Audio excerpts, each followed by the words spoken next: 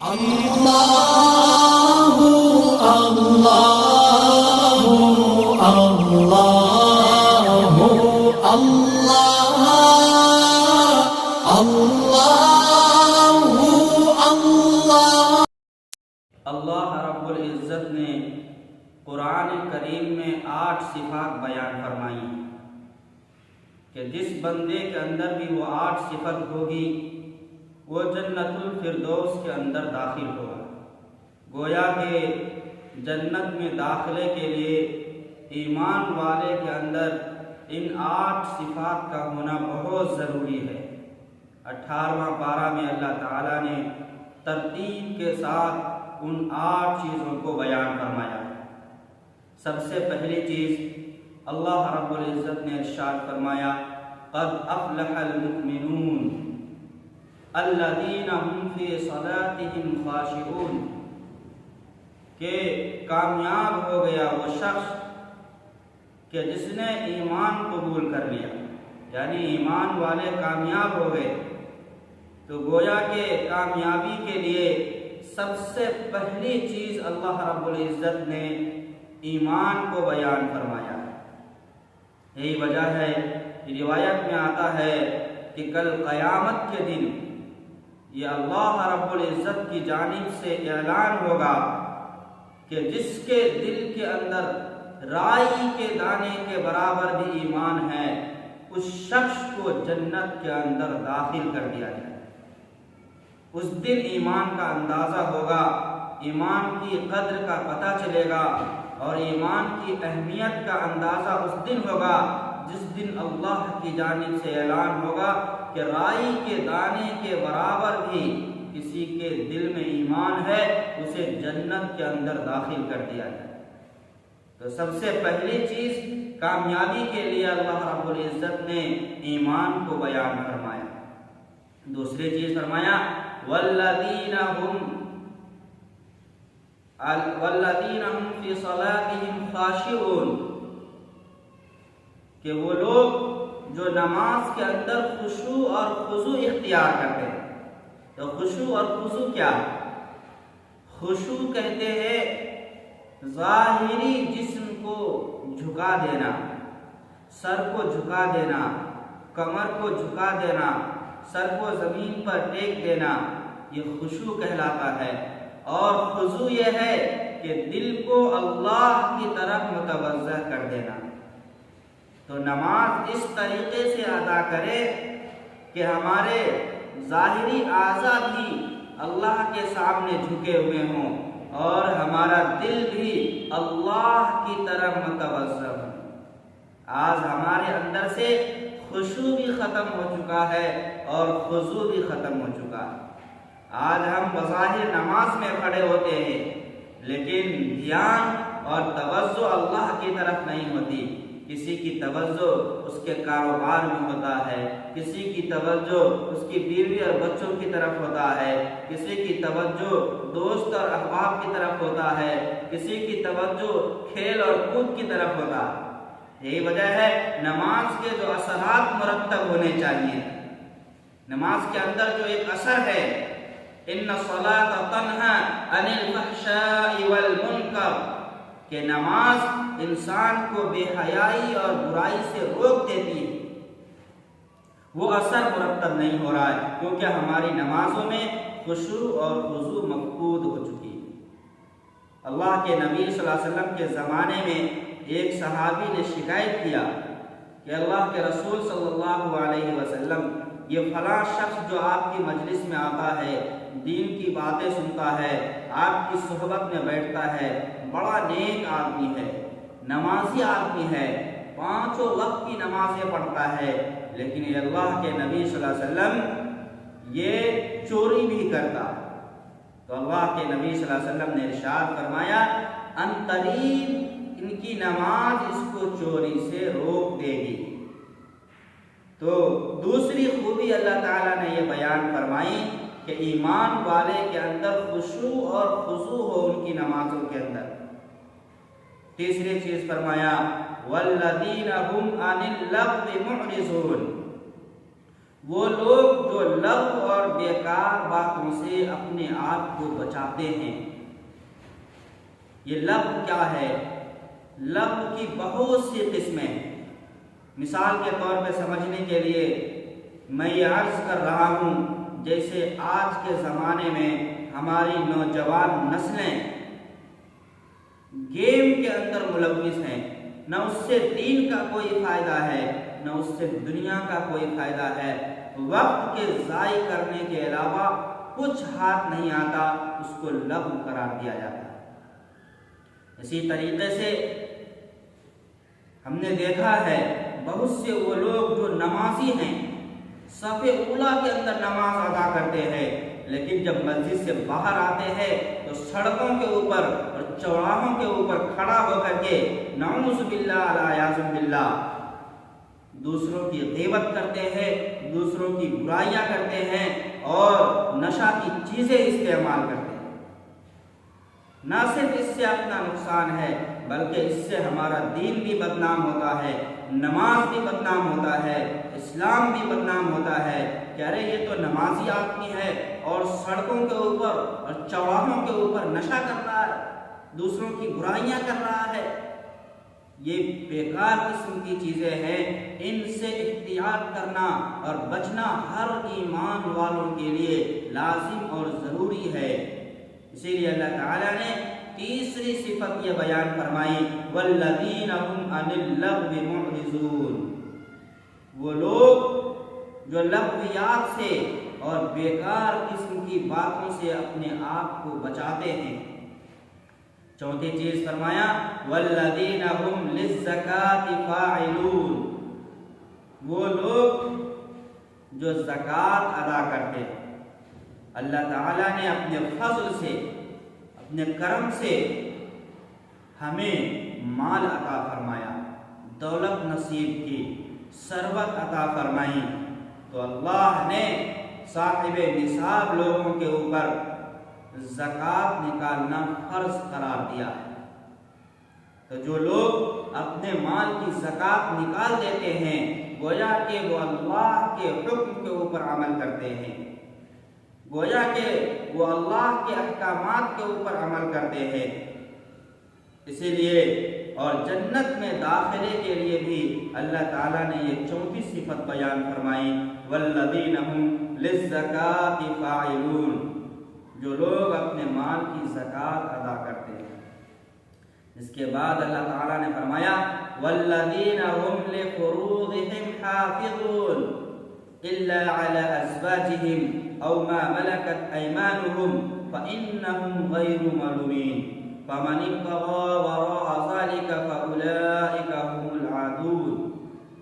پانچویں صفت، وہ لوگ جو اپنے شرمگاہ کی حفاظت کرتے ہیں۔ یہ بھی جنت میں داخلے کے لیے اللہ تعالیٰ نے شرط گویا کہ قرار دیا ہے اور عظیم صفت بیان فرمائی ہے۔ فی زماننا، آج کے اس پرفتن دور کے اندر شرمگاہ کی حفاظت کرنا اور بھی زیادہ ضروری ہو جاتا ہے۔ اللہ کے نبی صلی اللہ علیہ وسلم نے ایک روایت میں بیان فرمایا، تم میں سے جو شخص مجھے 2 باتوں کی گارنٹی دے دے، فرمایا جو 2 باتوں کی گارنٹی اور ضمانت دے دے، میں جنت میں اس کو داخل کرانے کا ذمہ دار، ضمانت لیتا ہوں اس بات کی کہ میں اپنی ذمہ داری پر اس کو قیامت کے دن جنت میں داخل کروں گا۔ کیا ہے وہ 2 چیزیں؟ پہلی چیز اللہ کے نبی صلی اللہ علیہ وسلم نے بیان فرمایا کہ اس بات کی ضمانت دے جو 2 جبڑوں کے درمیان، یعنی اپنے زبان کی ضمانت دے کہ اس کا غلط استعمال نہیں کروں گا، اس زبان سے کسی کو گالی نہیں دوں گا، فحش باتیں نہیں کروں گا، کسی کو تکلیف نہیں پہنچاؤں گا، اپنے زبان کی ضمانت دے دے۔ اور دوسرا فرمایا جو 2 پیروں کے درمیان ہے، یعنی اپنی شرمگاہ کی حفاظت کی ذمہ داری کہ ان کا غلط استعمال نہیں کروں گا، زنا کا ارتکاب نہیں کروں گا۔ اللہ کے نبی صلی اللہ علیہ وسلم نے فرمایا ان دو باتوں کی ضمانت جو مجھے دے دے، قیامت کے دن میں اپنی ذمہ داری پر اسے جنت میں داخل کروں۔ تو یہ 5ویں صفت اللہ تعالیٰ نے بیان فرمائی کہ وہ لوگ جو اپنے شرمگاہ کی حفاظت کرتے ہیں، اور شرمگاہ کے ساتھ ساتھ اسی کے تحت نگاہیں بھی آ جاتی ہیں، کیونکہ یہ ساری چیزیں اسباب زنا میں سے، تو اپنے نگاہوں کی حفاظت کرنا بھی انتہا سے زیادہ ضروری ہے۔ الا علی ازواجہم او ما ملکت ایمانہم فانہم غیر ملومین، مگر وہ لوگ جو اپنی بیوی یا کنیزہ وغیرہ، تو اللہ تعالیٰ نے اس سلسلے میں تو اجازت عطا فرما دی۔ بیوی تو اسی لیے ہے کہ آدمی اپنی جنسی خواہشات کی تکمیل اس کے ساتھ کرے۔ اس کے آگے فرمایا والذین هم لاماناتهم وعهدهم راعون، چھٹی صفت وہ لوگ جو اپنے امانتوں کی پاسداری کرتے ہیں اور اپنے عہد کی، وعدے کی پاسداری کرتے ہیں۔ یہ بھی بہت بڑی چیز ہے۔ آج ہمارے معاشرے کے اندر وعدہ خلافی اس طریقے سے عام ہو چکا ہے کہ آج کوئی بھی آدمی اس کو گناہ نہیں سمجھتا، آج کوئی بھی آدمی اس کو برا نہیں سمجھتا۔ اللہ کے نبی صلی اللہ علیہ وسلم کا ایک واقعہ ہمیں روایت کے اندر ملتا ہے کہ ایک شخص سے وعدہ ہوا، اس نے وعدہ کیا کہ میں ابھی تھوڑی دیر میں آ کر آپ سے ملتا ہوں۔ اللہ کے نبی صلی اللہ علیہ وسلم اسی مقام کے اوپر کھڑے رہے یہاں تک کہ آپ نے 3 دن گزار دیے، اور وہ شخص بھول گیا کہ میں نے کسی سے وعدہ کیا ہے، کسی سے عہد کیا ہے۔ 3 دن کے بعد اسے یاد آیا کہ اللہ کے نبی صلی اللہ علیہ وسلم سے اس مقام کے اوپر ملنے کا عہد کیا تھا۔ جب بھاگتا ہوا آیا تو دیکھا کہ اللہ کے نبی صلی اللہ علیہ وسلم اسی مقام پر تشریف فرما۔ اللہ کے نبی صلی اللہ علیہ وسلم نے اپنے عمل کے ذریعے سے امت کو تعلیم دی ہے اور بتلایا ہے کہ وعدے کی پاسداری کیسے کرنی ہے۔ جب کسی کو زبان دے دیا ہے، جب وعدہ کر لیا ہے، تو اس وعدے کو پورا کرنا کتنا ضروری ہے۔ آج ہم دن میں پتہ نہیں کتنے لوگوں کے ساتھ عہد کر لیتے ہیں، وعدہ کر لیتے ہیں اور اس عہد کو بھول جاتے ہیں، اس وعدے کو بھول جاتے ہیں، اس کو پورا نہیں کرتے۔ اسی طریقے سے کسی نے ہمارے پاس کوئی امانت رکھی ہے، بغیر اس کی اجازت کے ہم اس کو استعمال کر لیتے ہیں، یہ گویا کہ امانت کے اندر خیانت ہے۔ آگے فرمایا والذین هم علی صلاتهم یحافظون، اور وہ لوگ جو اپنے نمازوں کی حفاظت کرتے ہیں۔ سب سے پہلے اللہ نے بیان فرمایا تھا وہ لوگ جو نمازوں کے اندر خشوع اور خضوع اختیار کرتے ہیں، اور یہاں بیان فرمایا وہ لوگ جو اپنے نمازوں کی حفاظت کرتے ہیں۔ کیا مطلب ہے اس کا؟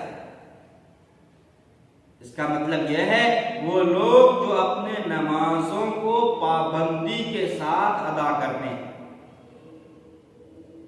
جب من میں آیا نماز پڑھ لی، جب وقت ملا نماز پڑھ لی، یہ نمازوں کی حفاظت نہیں ہے۔ کاروبار کی حفاظت کب ہوتی ہے؟ جب روزانہ اس کا حساب کیا جاتا ہے، جب روزانہ اس کے لیے وقت دیا جاتا ہے، جب روزانہ دکانیں کھولی جاتی ہے اور روزانہ دکان پہ بیٹھا جاتا ہے، جب جا کے وہ کاروبار محفوظ ہوتا ہے۔ اسی طریقے سے جب وقت ملا تو نماز پڑھ لی، جب دل چاہا تو نماز پڑھ لی، اور وقت نہیں ملا، کام میں مصروف ہے، دل نہیں چاہ رہا ہے، تھکاوٹ ہو گئی ہے، نماز چھوڑ دی، تو پھر یہ نماز کی حفاظت نہیں ہے۔ نماز کی حفاظت یہ ہے کہ حالات جیسے بھی ہوں، حالات جیسے بھی ہوں، خوشحال ہوں یا حالات ناموافق ہوں، دل چاہ رہا ہو یا نہ چاہ رہا ہو، تھکاوٹ سے چور ہوں، اس کے باوجود جب نماز کا وقت آئے تو بندہ اس وقت میں نماز کو ادا کرے، یہ نماز کی حفاظت ہے۔ تو ساتویں صفت اللہ تعالیٰ نے یہ بیان فرمائی کہ جو لوگ اپنے نمازوں کی حفاظت کرتے ہیں، یعنی پابندی کے ساتھ نماز ادا کرتے ہیں۔ آگے فرمایا وَأُولَئِكَ هُمُ الْوَارِثُونَ، یہی وہ لوگ ہیں جو وارث ہیں، یہی وہ لوگ ہیں جن کو قیامت کے دن ٹھکانہ دیا جائے گا۔ کس چیز کا ٹھکانہ دیا جائے گا؟ کس چیز کے وارث ہوں گے یہ لوگ؟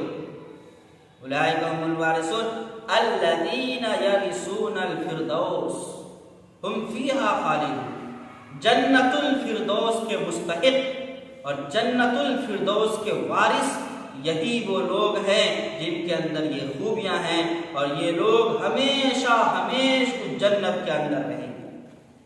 تو گویا کہ یہ 7 صفتیں اللہ تعالیٰ نے بیان فرمائی، ایک بار پھر اس کو دہرا دیتا ہوں۔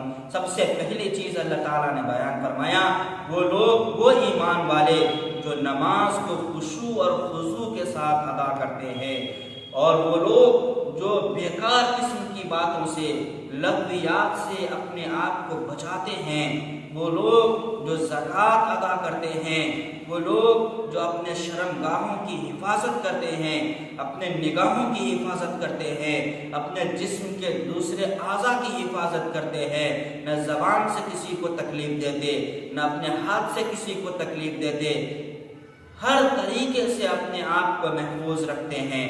اور آگے فرمایا وہ لوگ جو امانتوں کی پاسداری کرتے ہیں، اپنے وعدے کی حفاظت کرتے ہیں، اور وہ لوگ جو اپنے نمازوں کو پابندی کے ساتھ ادا کرتے ہیں۔ جس بندے کے اندر یہ 7 صفتیں ہوں گی، اللہ تعالیٰ آخر میں بیان فرماتے ہیں اولئک هم الوارثون الذین یرثون الفردوس ہم فیہا خالدون، ہم قیامت کے دن ان لوگوں کو جنت کے اندر داخل کریں گے اور یہ ہمیشہ جنت کے اندر رہیں گے۔ اللہ تعالی ہم سب کو ان باتوں کے اوپر عمل کرنے کی توفیق نصیب فرمائے۔ وآخر دعوانا ان الحمد للہ رب العالمین۔